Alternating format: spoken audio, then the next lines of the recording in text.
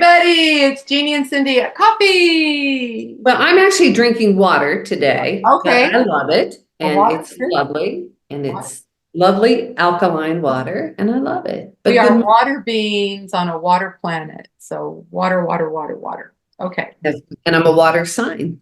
What are we going to talk about today, Jeannie? You know what? We did a recording not too long ago. We were talking about, people dying and near-death experiences and how we're changed and how we're always in connection with God. But many times we are when we go through something like a health challenge or maybe a divorce or whatever, we actually, when we get on the other side, oftentimes are profoundly changed. And we touched on this just a little bit, but last year I knew I had been sick for about a year, but I just was ignoring it, I'll deal with that later. And finally my body went, hello, and so I ended up in the ER and I ended up with almost a year's worth of different surgeries. Now, to put everyone's mind at ease, I don't have cancer. And the great thing was, I never go to the doctor. So I was in the hospital and they took all my vitals all the time. And they were like, oh, you know what? Your kidneys are great. I was like, oh, that's good. Your liver is wonderful. Great. I like a wonderful liver. But what they ended up doing is taking out 8 inches, and then they took out more of my descending colon. And they took out my right fallopian tube and my right ovary. And just for the hell of it, they took out my appendix. But I had 4 big abscesses on my intestines. And when the doctor opened me up, he told me later, he said, I almost just sewed you back up again. You were a mess. And I went, thank you for not doing that.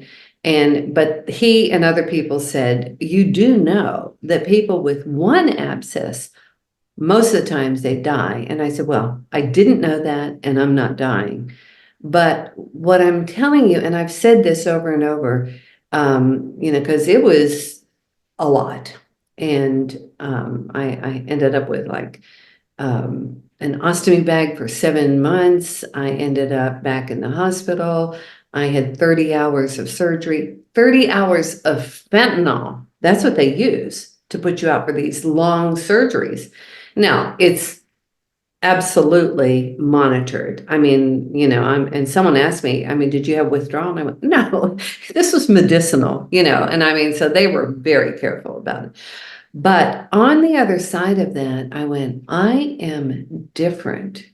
I'm different.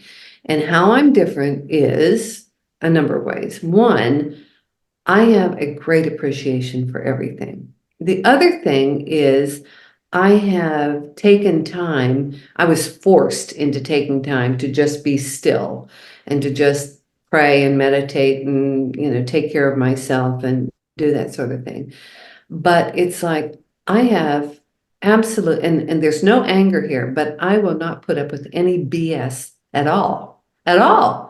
And I'm not ugly about it, but I'm just like, no, I'm not going along to get along anymore. Now, what occurred to me, and we all know people who've been through cancer, and they said, the cancer was the greatest gift of my life because it woke me up. Well, I didn't have cancer, but my illness woke me up. But the other thing is, Cindy, have you ever heard of like when somebody receives a heart transplant?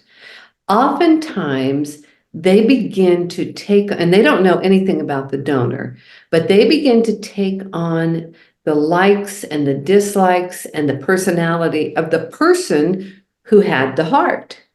And I mean, there's just like this one woman got a heart transplant, and she's like, my God, all of a sudden I'm looking at other women. It's like, whoa, it's like, I'm married and I'm happy. And then she said, and I want beer. And, I'm thinking about getting a motorcycle. Well, it turns out the guy that gave her the heart was this big old Harley rider. And, he was drinking beer and she took that on.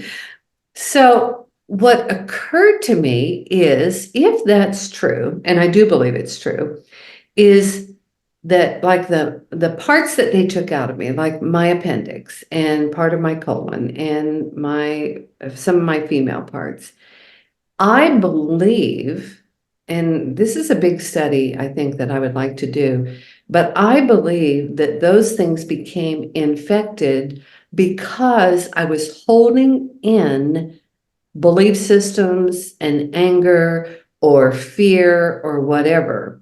And, I don't know why they lodged into those areas, but I can tell you years ago, I used to get pains in my right side, and I went to the ER several times and thinking that I had appendicitis. And they would test me with a blood test. They said, no, you don't have appendicitis. Maybe it's just your back muscles, because I've broken my back a couple of times. So, okay, fine. But I always thought that I might have appendicitis. Well, they took out my appendix. So I don't really know. And I know that there are people who do Chinese medicine that say different areas of our body will store certain things like anger. Like if you have rage or something, it will oftentimes lodge in your liver and you can't process that stuff. Our very own Misty, she had had an accident. She broke her neck. She was going through a terrible time. They put her on all these opioids, and she went to the doctor and he said, "Oh my God, you need a liver like yesterday. We need to do a liver transplant. We need to put you on the list, put you in a hospital." And she went, "No, I don't think so." And she found laughing yoga and she studied that and she regenerated her liver. But at that time, she was a school psychologist. She was so unhappy. As soon as her husband found out that she was really sick, he left her. So we've had these conversations saying, the areas of our body that are affected are oftentimes, in my opinion, holding in, and I think they're doing it out of love for us, saying, this type of attitude that you have and this fear and this, whatever is going to kill you. So I'm going to take it on. And, you can lose a fallopian tube or you can lose part of your colon or whatever. But it's like being in the cold, and I'm not a cold weather person, but I've heard survival things saying if you ever get caught out in the cold, you can lose your fingers and toes and still live. But what you want to do is you want to warm up your core, because those are your heart and your, all of your organs. You want to keep those warm. So anyhow, I'm probably rambling, but I'm just telling you that I think that when these things were removed from me, it changed me. Sure. Absolutely. Well, I've mentioned Dolores Cannon before. She has seen instant healing Oh, yeah. for sessions. And she says what would happen would a membrane would just form itself around this tumor and they would eliminate it even before they left the office. Instant healing. And it was always associated with some kind of anger or something that hadn't been processed, and a lot of times from a past life. And so again, Earth is a school, and we keep coming back and back till we get it right.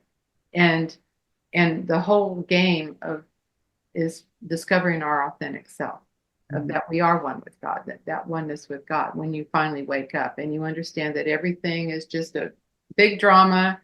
Sometimes you play the role of mother, friend, sister, all different. Sometimes you're the good guy, sometimes you're the bad guy. Sometimes you're the good guy. Exactly. And so she's seen instant healing with this quantum hypnosis, and you're right on target about exactly what she says. Yeah. That all disease is because of some kind of, especially cancer for sure, is about repressed anger, either from this lifetime or a past lifetime. When she found out where it was, and then she said how powerful forgiveness is. Because forgiveness, if you don't forgive and let it go, you carry that energy with you and it will manifest in your body. Yeah. Well, I had a friend anyhow, she had a difficult life, and I mean, she wasn't poor, but she had a difficult family and all of that. And then her one brother ended up stealing $10,000 from her. They were selling marijuana.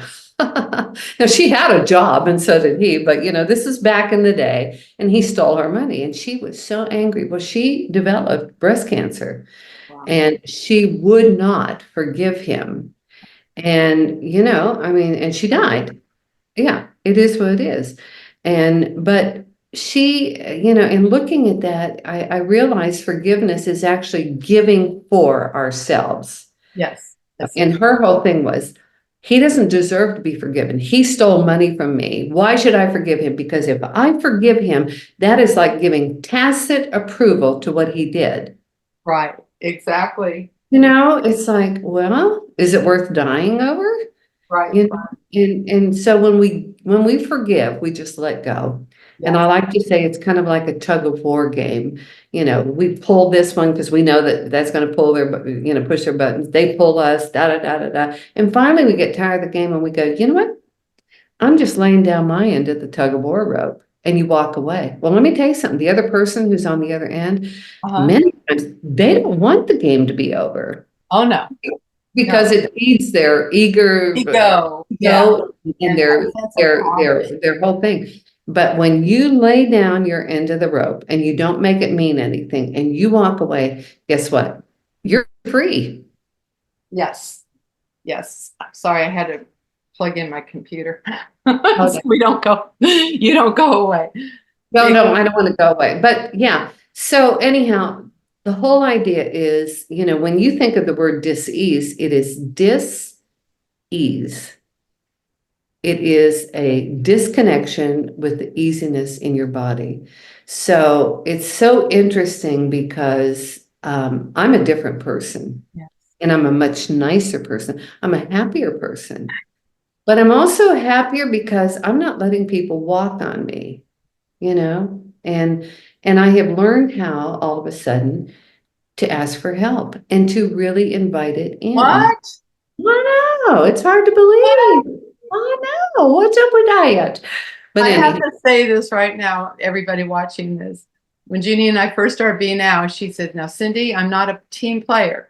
And she would take off and take care of all this stuff, which I was happy about that. she was like, okay. Okay. But now, and she always did a beautiful job.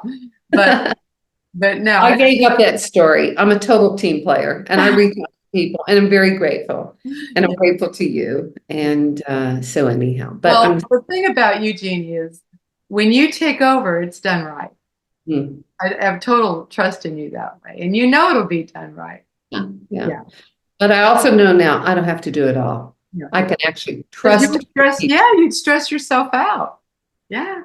Not doing it. Yeah. So anyhow, I'm so glad I hope this conversation uplifted some people. If you're going through something, if you have a dis-ease in your body or even in your relationships, there is a way. Just forgive, pay attention, go within. Neil Donald Walsh, when he wrote the channeled book, Conversations with God, there is a beautiful phrase in there that God said to him, if you don't go within, you go without. I love that. And that's a double entendre. You go without. So anyhow, I love our talks and we'll talk about this again soon, Sandy. Thank I you. love you. Love you.